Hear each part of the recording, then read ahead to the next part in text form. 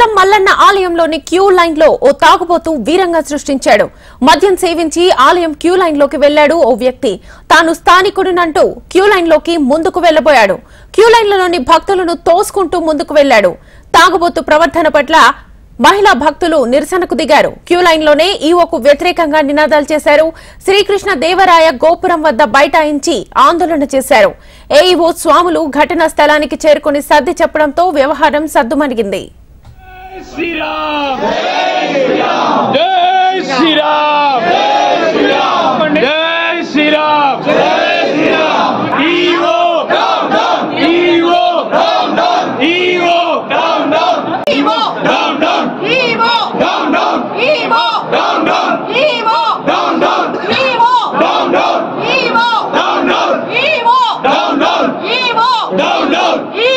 Down,